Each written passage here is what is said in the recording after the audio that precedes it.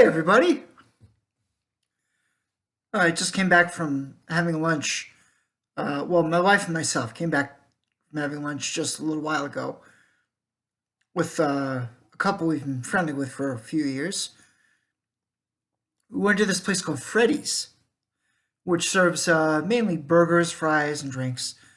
And they have some pretty good frozen desserts as well, you might say.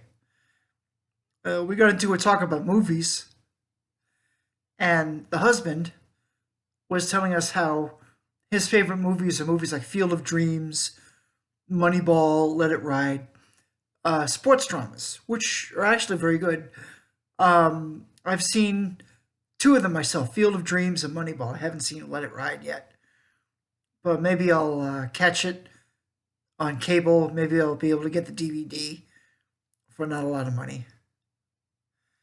And when the conversation came around to what my favorite movies were,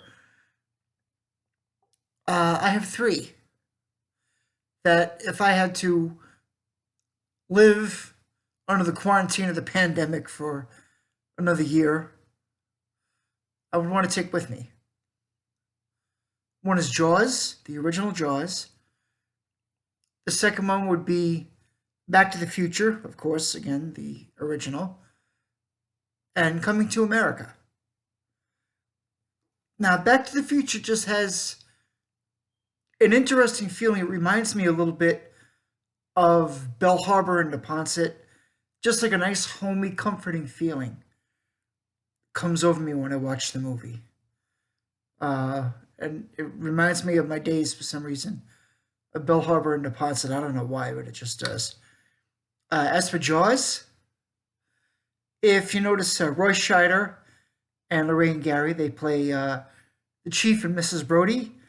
They're a lot like my wife's late Uncle Ray, unfortunately, and late Aunt June, also unfortunately. May they rest in peace. Absolutely wonderful people. Big hearts, and they were very hip. Just really cool people. And Coming to America, to me, the critics kind of put it down when it came out, but I found it to be a lot of fun. I think they put it down because it was very predictable, which is fine because My Big Fat Greek Wedding was predictable. You know what the outcome is going to be, but you just want to enjoy the ride of how it gets to the ending. And I have actually been to that particular restaurant, which posed as McDowell's in Coming to America. It was really a Wendy's on the corner of Queens Boulevard and Grand Avenue in Elmhurst, in the Elmhurst section of Queens.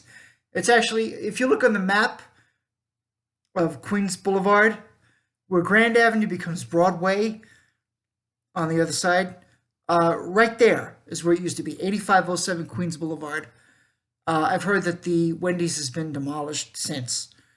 But I've been there and I saw pictures on the wall with Arsenio Hall and Eddie Murphy posing alongside the manager and some other staff members at what was really that Wendy's.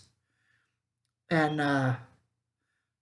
there's one particular scene I like. It's the one where they're just about to be robbed.